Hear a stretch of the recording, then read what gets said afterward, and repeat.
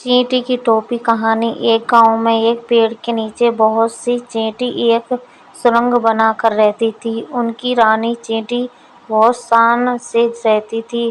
باقی سبھی چیونٹیاں اس کا بہت دھیان رکھتی تھیں۔ وہ اس کے لیے کھانا لاتی تھیں۔ ایک دن رانی چیونٹی اپنی سرنگ کے باہر گھوم رہی تھی۔ تبھی اس نے دیکھا ایک چھوٹا بچہ سر پر ٹوپی لگائے گھوم رہا تھا۔ رانی چیونٹی: تم سبھی چیونٹیوں سن لو، مجھے ایک سندر سی ٹوپی لائی ہے۔ گاؤں کے درزی سے پوچھ کر آؤ، کیا وہ میرے لیے ٹوپی بنا دے گا؟ کچھ چیونٹیاں درزی سے پوچھنے جاتی ہیں۔ درزی: بنا دوں گا، لیکن اپنی رانی چیونٹی کے سر کا ناپ لے کر آؤ۔ چیونٹیاں واپس آ کر رانی چیونٹی کو ساری بات بتاتی ہیں۔ رانی چیونٹی: اس سے کہو وہ کل میرا ناپ لینے آئے۔ درزی منع کر دیتا ہے کیونکہ اس کے پاس اتنا چھوٹا پھیتا نہیں تھا۔ رانی چیونٹی یہ سن کر اداس ہو جاتی ہے۔ اسے دیکھ کر باقی ساری چیونٹیاں بھی پریشان ہو جاتی ہیں۔ پھر وہ ایک ایسے درزی کی تلاش میں جاتی ہیں جو رانی چیونٹی کے لیے ہیٹ بنا سکے، لیکن انہیں کوئی نہیں ملتا۔ ادھر رانی چیونٹی کو کچھ بھی اچھا نہیں لگ رہا تھا۔ وہ کھانا بھی کم کھا رہی تھی۔ وہ دن بھر اپنی سرنگ میں آئینے کے سامنے بیٹھی رہتی۔ رانی چیونٹی: کاش کوئی میرے لیے سندر سی ٹوپی بنا دیتا۔ وہ پاس میں دوسرے بل میں ایک چوہا رہتا تھا۔ وہ رانی چیونٹی کی بات سن لیتا ہے۔ چوہا اس کے پاس جاتا ہے۔ چوہا: بہن چنتا مت کرو، میری پتنی تمہارے لیے ٹوپی بنا دے گی۔ یہ سن کر رانی چیونٹی بہت خوش ہو جاتی ہے۔ ادھر چوہا اپنی چوہیا سے اس بارے میں بات کرتا ہے۔ چوہیا اپنی پونچھ سے رانی چیونٹی کے سر کا ناپ لے لیتی ہے اور پھر ایک سندر سی ٹوپی بنا کر دے دیتی ہے۔ رانی چیونٹی اس ٹوپی کو دیکھ کر بہت خوش ہوتی ہے۔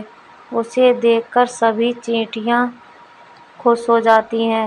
رانی چیونٹی: آپ دونوں نے میری اچھا پوری کی۔ اگر میں آپ کے کوئی کام آ سکوں تو میری ساری چیونٹیاں آپ کی سیوا میں حاضر ہیں۔ چوہا: نہیں بہن، ہم نے یہ سب اپنی مرضی سے کیا ہے۔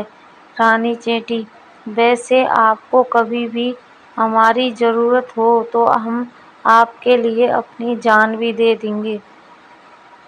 کچھ دن بعد گاؤں میں بہت تیز بارش ہوتی ہے۔ چوہا، چوہیا اور ساری چیونٹیاں پیڑ کے اوپر چڑھ جاتی ہیں۔ تبھی ایک ہاتھی بارش میں نہاتا ہوا وہاں سے گزر رہا تھا۔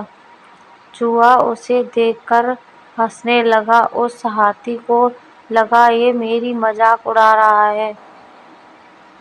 اس نے پیڑ میں زوردار ٹکر ماری جس سے چوہا اور چوہیا نیچے گر گئے۔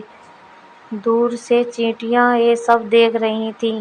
ہاتھی جیسے ہی اپنے پیروں کے نیچے انہیں کچلنے کے لیے آگے بڑھا، کچھ چیونٹیاں ہاتھی کی سونڈ میں گھس گئیں اور ادھر ادھر کاٹنے لگیں۔ ہاتھی سب بھول کر سونڈ کو ادھر ادھر ہلانے لگا۔ اسی بیچ موقع پا کر چوہا اور چوہیا وہاں سے بھاگ جاتے ہیں اور چھپ کر اسی پیڑ پر بیٹھ جاتے ہیں۔ ہاتھی کی سونڈ میں سے چیونٹیاں نکل کر جلدی سے پیڑ پر چڑھ جاتی ہیں۔ ہاتھی جب دیکھتا ہے کہ چوہا اور چوہیا بھاگ گئے تو وہ ادھر ادھر ڈھونڈنے لگتا ہے۔ کچھ دیر بعد وہ واپس جنگل میں چلا جاتا ہے۔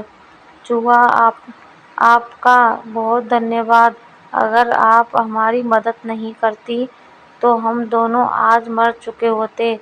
رانی چیونٹی: آپ نے بھی تو میرے لیے بہت کچھ کیا ہے۔ اس طرح چوہا، چوہیا اور چیونٹیاں مل کر رہنے لگتے ہیں۔